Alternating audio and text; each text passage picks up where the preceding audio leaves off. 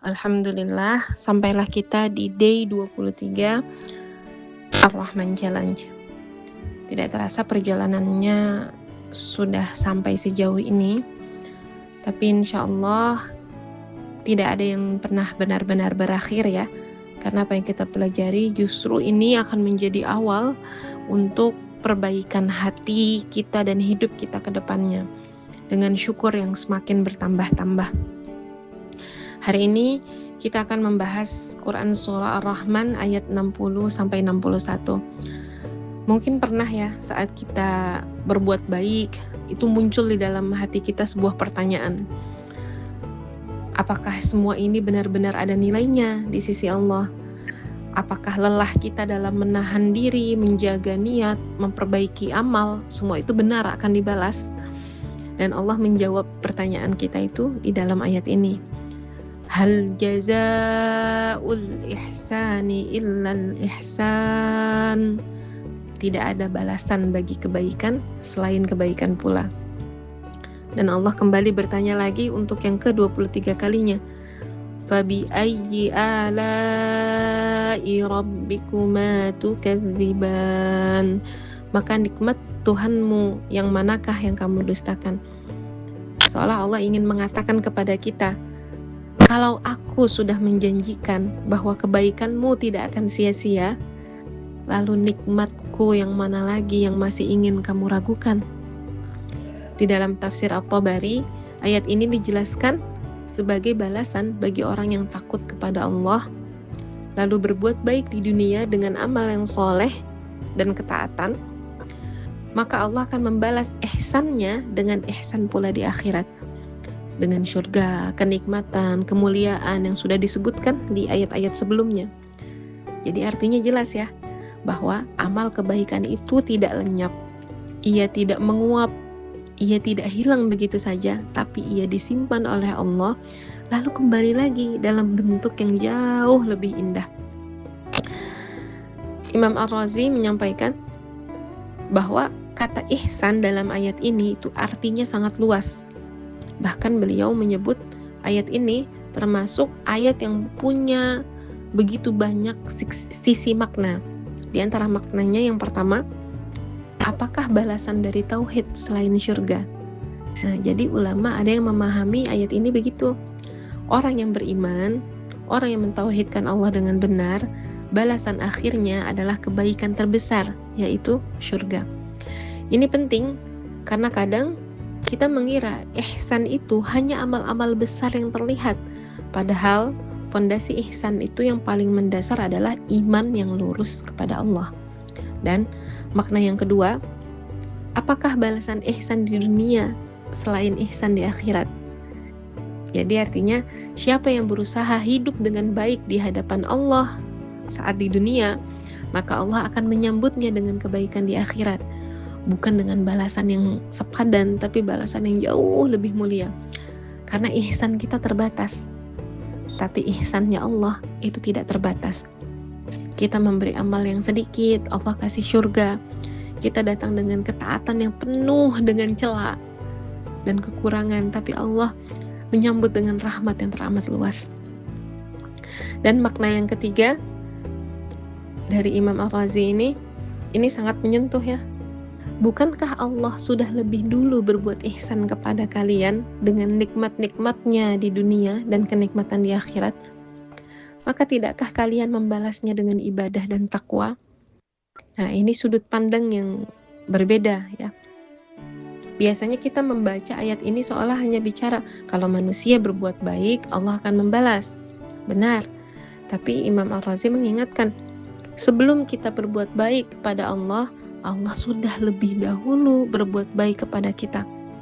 Dia yang memberikan kita tubuh, iman. Dia yang memberikan kesempatan untuk bisa berbuat taat. Dia yang membuka pintu taubat. Dia yang membuka hati kita untuk bisa tersentuh dengan ayat-ayatnya. Dia yang menutup aib-aib kita, yang tetap memberi kita hidup meskipun sering kali kita lalai. Jadi sebenarnya seluruh ibadah kita itu pun adalah jawaban kecil atas ihsan Allah yang begitu besar. Nah, satu pemaknaan umum yang dekat dengan hidup kita, maknanya adalah siapapun yang berbuat baik kepada yang lain, maka sepantasnya dibalas juga dengan kebaikannya. Semisal, ini memberi kita pelajaran akhlak ya. Jadi ayat ini bukan hanya bicara tentang hubungan hamba dengan Allah, tapi juga mendidik cara kita memperlakukan sesama. Kalau ada orang yang berbuat baik kepada kita, jangan biasakan hati kita meremehkan perbuatan baik tersebut. Jangan membalas ketulusan orang dengan dingin. Jangan lupa, kita juga harus membalas pengorbanan bukan dengan melupakannya, tapi kita apresiasi gitu ya. Itu adalah salah satu tanda hati yang hidup. Dia tahu bagaimana cara menghargai ihsan atau kebaikan dari orang lain. Nah, Imam Ar-Razi beliau mengatakan bahwa ihsan itu bukan sekedar sesuatu yang menurut manusia terasa baik, tetapi yang benar-benar dianggap baik oleh Allah. Sebab tidak semua yang dianggap baik oleh manusia itu benar-benar baik di sisi Allah. Kadang seseorang merasa pilihannya baik, padahal itu bertentangan dengan syariat. Atau kadang seseorang ngerasa niatnya udah baik, tapi caranya salah.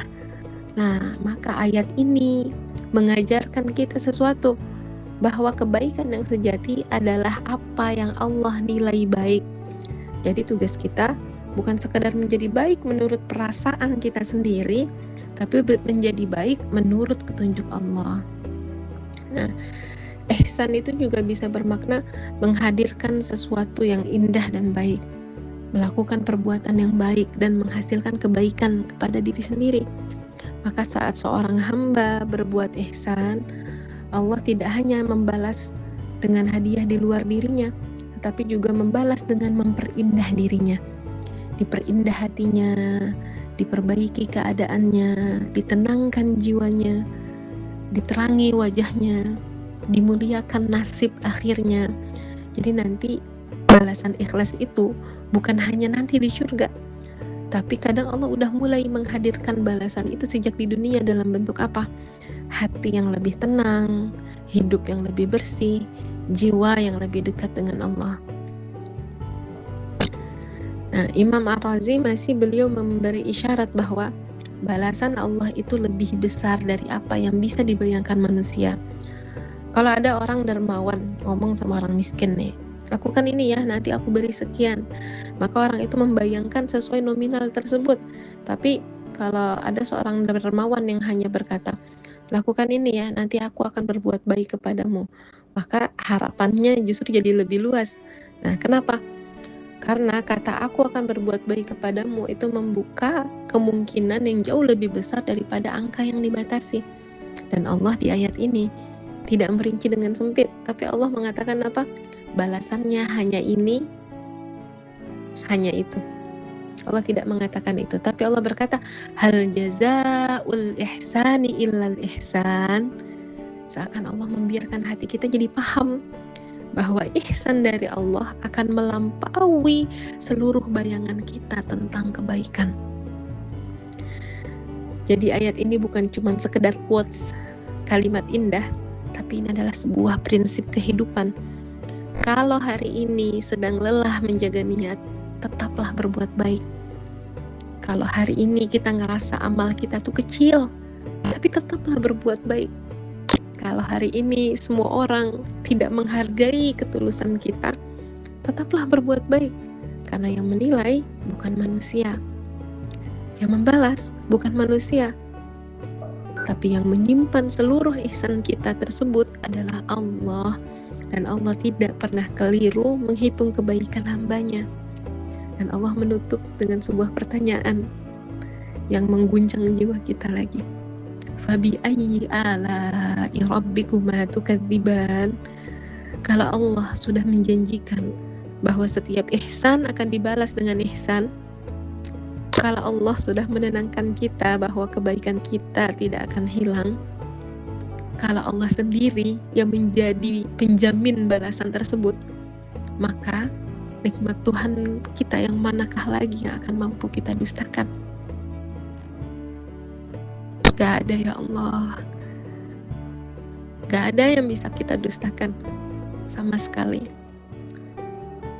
Masya Allah, selamat menyelam, selamat berkaca dari materi pada hari ini.